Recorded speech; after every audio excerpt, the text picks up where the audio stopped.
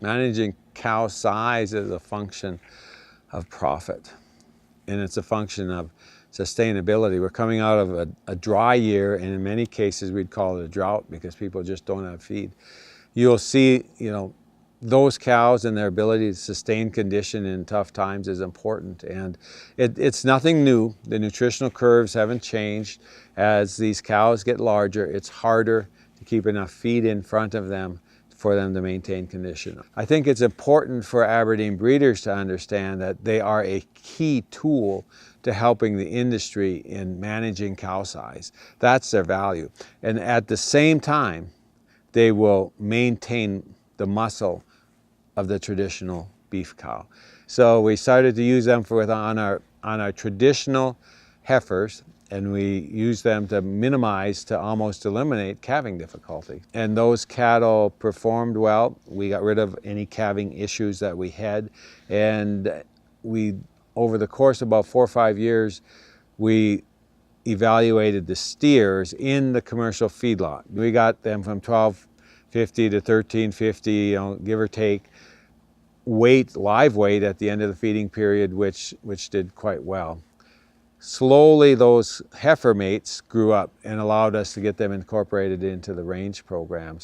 And that's where we started talking about this 1,100-pound cow and compared it starting to the rest of our production units, which was 1,400 pounds. The first thing we figured out is repeatedly these cows were 300 pounds lighter. So we started using that to say, well, if we use Aberdeen bulls, we can take 300 pounds off the cows. And it's really made that impact. And as we've looked at that, the other thing that's been unique when we looked at the steers and the heifers is we've kept the muscling in these cattle.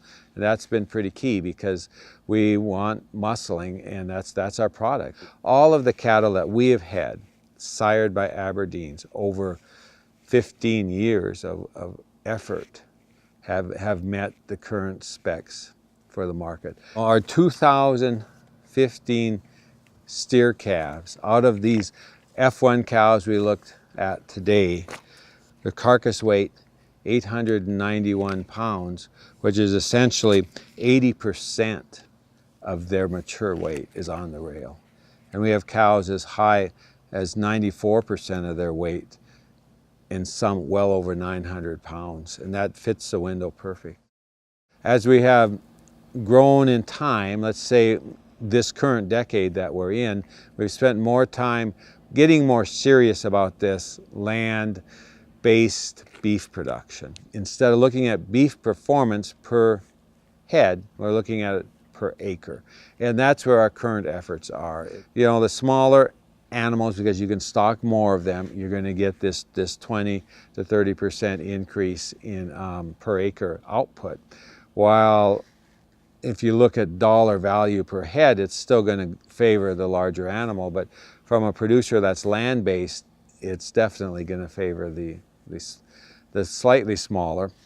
A lot of the benefits of the Aberdeen are per acre basis, and you got to sit down and look at your per acre basis. And before you can understand Aberdeen, you have to understand stocking rates. You have to understand grazing rates. It's all numbers.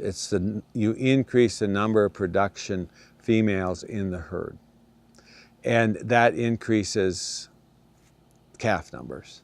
You have 100 1,400-pound cows. You have 130 1,100-pound cows, whatever that number calculates out. So that's 30 extra calves. You have tremendous opportunity with 30 extra calves that you never have, no matter how they sell them. You'll never overcome the 30 extra calves, and they're always in your checkbook.